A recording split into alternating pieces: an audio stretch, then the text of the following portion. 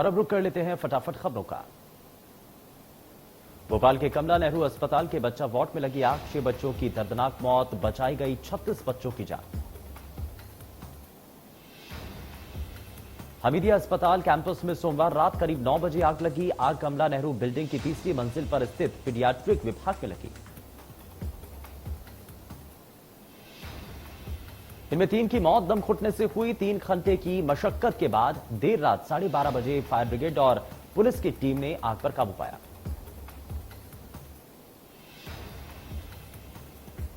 मौके पर पहुंचे मंत्री विश्वास सारंग ने बताया कि वार्ड में 40 बच्चे थे, जिनमें 36 को सुरक्षित निकाल लिया गया। 4 बच्चों की इस दौरान मौत हो गई है, उनको बचाया नहीं जा सका।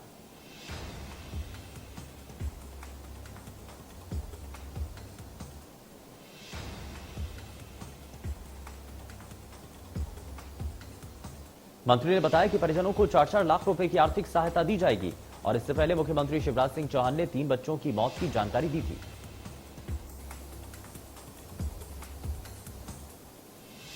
सीएम शिवराज ने अस्पताल के हादसे पर दुख जताया और उच्च स्तरीय जांच के आदेश भी दिए। मृतक बच्चों के परिजनों को 4-4 लाख के मुआवजे के भी निर्देश दिए गए। परिजनों का बुरा हाल है। परिजनों का कहना है कि बच्चों से मिलने नहीं दिया जा रहा है। भूखे प्यासे परिजन अस्पताल के बाहर बैठे हैं।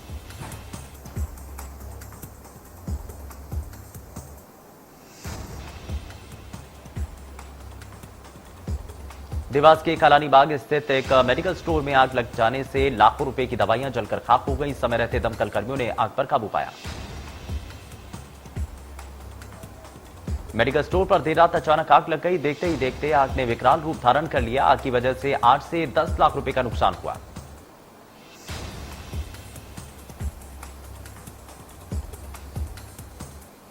कांग्रेस में जारी है मंथन। कमलनाथ लेंगे जिला अध्यक्ष और जिला प्रभारियों की बैठक। उपचुनाव में हार पर करेंगे समीक्षा।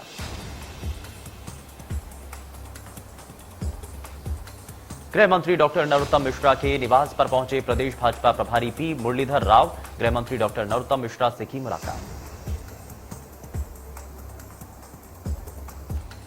मुरलीधर राव के बयान पर एमपी में गरमाई सियासत। कमलनाथ ने ट्वीट कर बीजेपी पर साधा निशाना। विवाद बढ़ने के बाद मुरलीधर राव की सफाई, बीजेपी सभी वर्गों की पार्टी।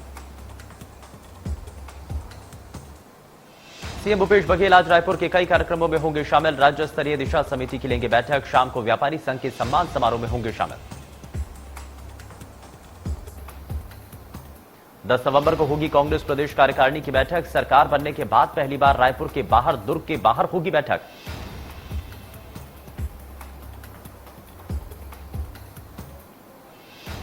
उपचुनाव में कांग्रेस की हार के बाद कमलनाथ के मंथन पर गृह मंत्री नरोत्तम मिश्रा का तंज। कांग्रेस की समीक्षा से नहीं निकलेगा कोई हल।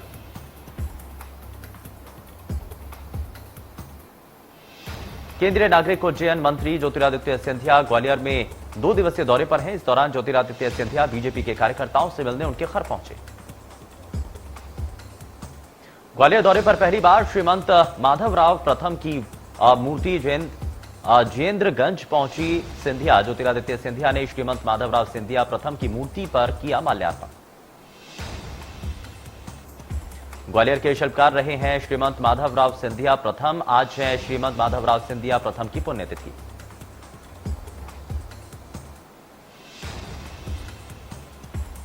दमोह शहर में खाद्य सुरक्षा प्रशासन विभाग ने थोक खाद्य तेल विक्रय दुकानों का किया औचक निरीक्षण। खाद्य तेल के नमूने जांच के लिए भेजे। बालोद के डौंडी नगर स्थित एकलव्य आवासीय विद्यालय के बच्चों और पालकों ने शिक्षकों की कमी को लेकर स्कूल में ताला जड़ दिया। पालकों के अनुसार स्कूल खुलने के बाद से अतिथि शिक्षक के भरोसे स्कूल संचालित किया जा रहा है। राजगढ़ जिले के सुठालिया कस्बे में मुस्लिम समुदाय की एक युवती ने निकाह के समय दूल्हे सहित बारातियों को शराब के नशे में देख शादी से मना कर दिया।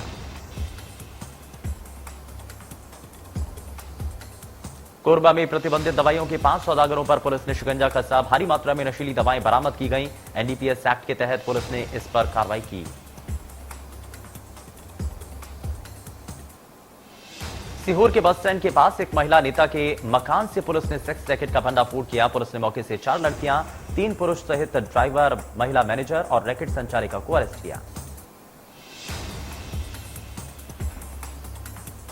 सुकमा में सीआरपीएफ जवान ने साथियों पर चलाई गोली, 4 की मौत, 3 जवान घायल, घायल जवानों को किया एयरलिफ्ट।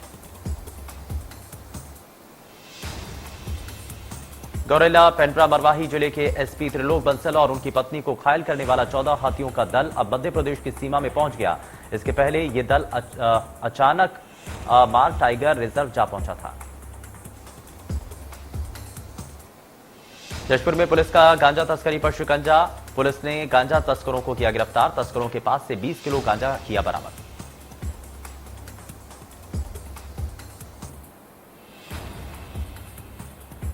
इंदौर में लोकायुक्त की बड़ी कार्रवाई, खाद्य कनिष्ठ अधिकारी को घर के बाहर से 15,000 की रिश्वत लेते पकड़ा, राशन की दुकान संचालित करने वाले की थी मांग।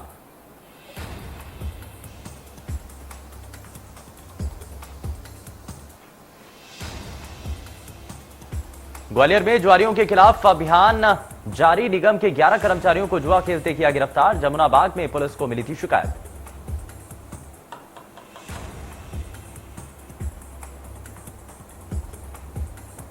रायसेन जिले के सुल्तानपुर में बड़ी प्रशासनिक लापरवाही सामने आई, अवैध कॉलोनाइजरों ने अवैध रूप से 16 अवैध कॉलोनियों को काट दिया, जिसमें ग्राहकों को महंगे दामों पर प्लॉट बेचने जा रहे हैं।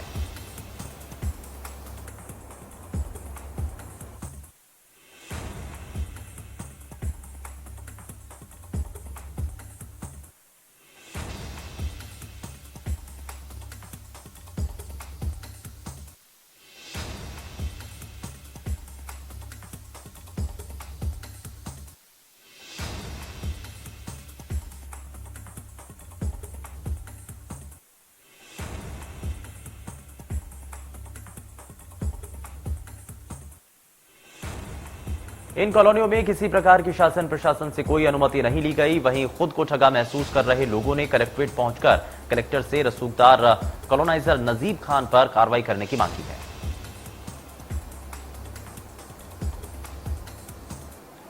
गरियाबंद में घर में घुसकर दुष्कर्म करने का मामला सामने आया, पति को अनुपस्थित पाकर आरोपी ने एक पीड़िता के घर जबरिया घुसकर बलात्कार करने की कोशिश की। पति के साथ थाने पहुंचकर पीड़िता ने शिकायत की, पुलिस ने आला अधिकारियों को इसकी सूचना दी।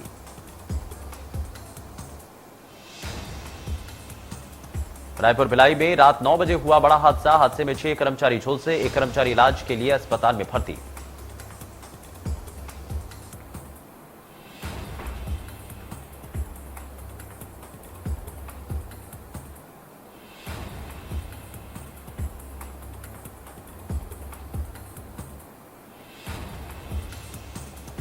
डिंडोरी में वन परिक्षेत्र करंजिया पूर्व के जंगलों में छत्तीसगढ़ से पहुंचा 3 बच्चों सहित 14 जंगली हाथियों का दल, आसपास के गांव में खेत में लगी फसलों का किया नुकसान।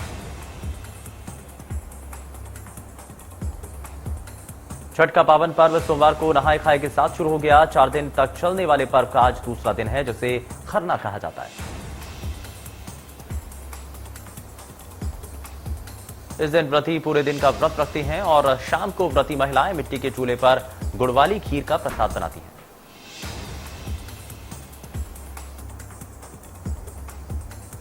सूर्यदेव की पूजा करने के बाद व्रत रखने वाले इस प्रसाद को ग्रहण करते हैं। इसके बाद 36 घंटे का निर्जला व्रत शुरू हो जाता है। खरना के अगले दिन छठी मैया और सूर्यदेव की पूजा होती है।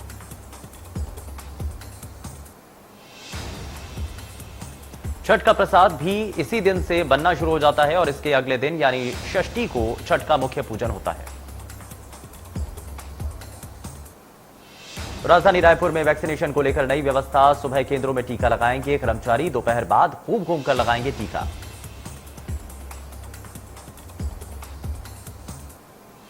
इंदौर में डेंगू का कहर, डेंगू के 16 नए मरीज आए सामने। डेंगू की चपेट में एक बच्चा भी शामिल, मरीजों की संख्या पहुंची 844। इंदौर में कोरोना संक्रमण के इजाफे में कमी, कोरोना के 7 नए मरीज आए सामने, मरीजों की संख्या पहुंची 29।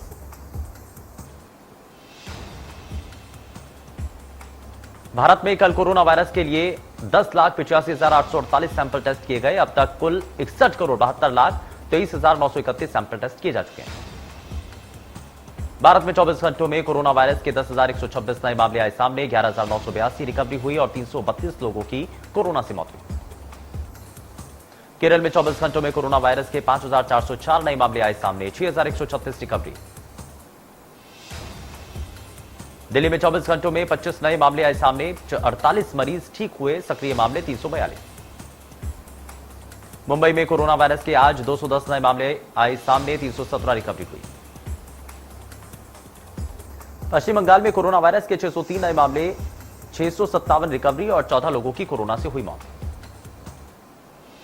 असम में कोरोना वायरस के 280 नए मामले आए सामने, 240 रिकवरी, 3 लोगों की कोरोना से हुई मौत। मिजोरम में कोरोना वायरस के 730 नए मामले आए सामने, कोरोना से किसी की मौत नहीं हुई। हिमाचल प्रदेश में 24 घंटे में 141 नए मामले आए सामने, 233 लोग डिस्चार्ज हुए और 5 लोगों की मौत हुई।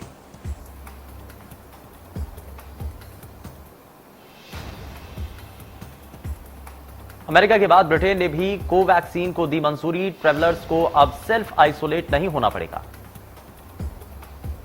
भारत बायोटेक की कोवैक्सीन को जल्द ही यूनाइटेड किंगडम अपनी अप्रूव्ड कोविड-19 वैक्सीन लिस्ट में शामिल करने जा रहा है। इंग्लैंड पहुंचने वाले उन इंटरनेशनल ट्रैवलर्स को अब सेल्फ आइसोलेट नहीं होना पड़ेगा जिन्हें कोवैक्सीन लगी है।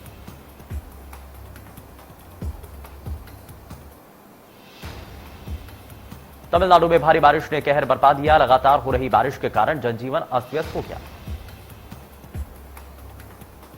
मुख्यमंत्री स्टालिन ने अधिकारियों को राहत और बचाव कार्यों में तेजी लाने के निर्देश दिए, तो वहीं पीएम मोदी ने भी मुख्यमंत्री एम के स्टालिन से बातचीत की है। भारी बारिश के चलते चेन्नई, तिरुवल्लुर, चिंगलपट्टू और कांचीपुरम जिलों में स्कूलों को अगले 2 दिनों तक बंद रखने के आदेश। बरगाड़ी बेअदबी मामले में पंजाब पुलिस की एसआईटी ने रोहतक की सुनारिया जेल में बंद राम रहीम से करीब 9 घंटे तक लगातार पूछताछ की। इस दौरान जेल परिसर में सुरक्षा के अतिरिक्त प्रबंध किए गए, साथ ही एसआईटी टीम के साथ परिसर में पहुंची कुछ गाड़ियों को लेकर पुलिस ने जांच पड़ताल की। जेल में पहुंचने के बाद एसआईटी ने कागजी कार्रवाई की और वकीलों के सामने बाबा राम रहीम से बेअदबी मामले में कई सवाल पूछे। राम रहीम ने पूछताछ के दौरान कुछ सवालों का जवाब नहीं दिया। मामले में एसआईटी ने राम रहीम के लिखित में भी बयान दर्ज किए हैं। एसआईटी 40 सवालों की सूची अपने साथ लेकर गई थी और जवाबों को लेकर काफी बहस भी हुई। बाद में राम रहीम के बयान दर्ज किए गए। किसान आंदोलन को 1 साल पूरा हो गया। इस दौरान सोनीपत में कुंडली बॉर्डर पर दोपहर संयुक्त किसान मोर्चा की अहम बैठक होगी। संयुक्त किसान मोर्चा की बैठक में कुछ बड़े फैसले लिए जा सकते हैं। बैठक में केजीपी, केएमपी को पूरी तरह से बंद करने का प्रस्ताव है। संयुक्त किसान मोर्चा की बैठक में पंजाब की सभी जत्थेबंदियों के अलावा मोर्चा के 20 सदस्य शामिल होंगे।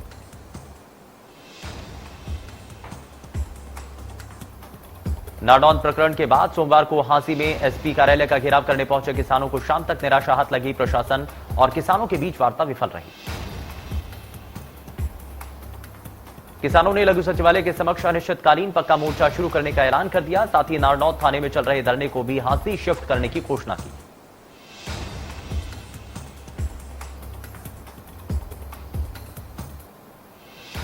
नेपाल के सेना प्रमुख जनरल प्रभुराम शर्मा आज से भारत की 4 दिवसीय यात्रा पर आएंगे। जनरल प्रभुराम भारतीय जनरल एमएस नरवणे, वायुसेना प्रमुख और नौसेना प्रमुख से मुलाकात करेंगे। राष्ट्रपति कोविंद नेपाल के सेना प्रमुख जनरल प्रभुराम को भारतीय सेना के मानद जनरल की रैंक से सम्मानित करेंगे।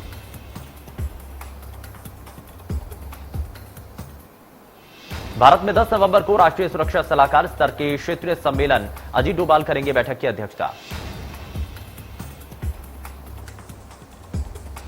एनसीबी अधिकारी समीर वानखेड़े पर महाराष्ट्र सरकार में मंत्री और एनसीपी के वरिष्ठ नेता नवाब मलिक का हमला लगातार जारी है। अब नवाब मलिक ने ट्वीट कर समीर वानखेड़े से पूछा कि क्या आपकी साली भी ड्रग्स के धंधे में शामिल है। नवाब मलिक का दावा है कि समीर वानखेड़े की साली हर्षदा दीनानाथ रेडकर के खिलाफ पुणे की अदालत में ड्रग्स का केस चल रहा है। नवाब मलिक ने ट्वीट करते हुए कहा कि आपको इस सवाल का जवाब आपको जरूर देना चाहिए क्योंकि उनका केस पुणे की अदालत में लंबित है। ये इसका सबूत है।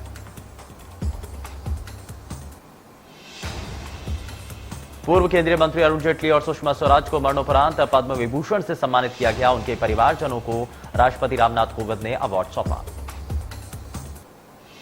अरुण जेटली का अवार्ड उनकी पत्नी संगीता जेटली और सुषमा स्वराज का अवार्ड उनकी बेटी बांसुरी स्वराज ने प्राप्त किया। ओलंपिक विजेता पीवी सिंधु को पद्म भूषण, शास्त्रीय गायक पंडित चन्नूलाल मिश्र को पद्म विभूषण, गायक अदनान सामी को पद्मश्री पुरस्कार से सम्मानित किया। आईसीएमआर के पूर्व प्रमुख वैज्ञानिक डॉक्टर रमन गंगाखेड़कर को पद्मश्री पुरस्कार से सम्मानित किया। कुल 7 पद्म विभूषण, 10 पद्म भूषण और 102 पद्मश्री पुरस्कार प्रदान किए गए। अवार्ड पाने वालों में 29 महिलाएं, 16 लोगों को मरणोपरांत सम्मानित किया गया। राष्ट्रपति भवन में पद्म पुरस्कार सम्मान समारोह का आयोजन हुआ। इसी कड़ी में राष्ट्रपति रामनाथ कोविंद ने सीकर के दांतारामगढ़ के प्रसिद्ध कृषि वैज्ञानिक डॉक्टर सुंदराराम वर्मा को पद्मश्री अवार्ड से सम्मानित किया। इस दौरान कार्यक्रम में प्रधानमंत्री नरेंद्र मोदी मौजूद रहे। आपको बताएं कि वर्मा को 1 लीटर पानी में पेड़ लगाने की तकनीकी विकसित करने पर पद्मश्री अवार्ड सम्मानित किया गया है।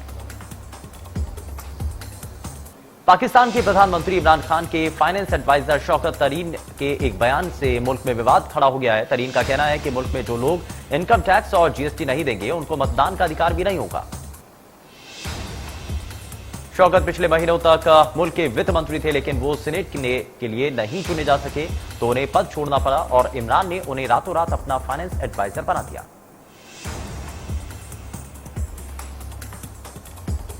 फेसबुक की पूर्व कर्मचारी फ्रांसिस होगेन यूरोपीय पार्लियामेंट में पहुंचकर फेसबुक पर नए खुलासे कर सकती है। यूरोप के सांसद उनसे सोशल मीडिया प्लेटफॉर्म के बारे में खुली चर्चा करने वाले हैं। यूरोपियन यूनियन इस चर्चा के जरिए यूरोप में इंटरनेट के उपयोग को सुरक्षित करना चाहते हैं।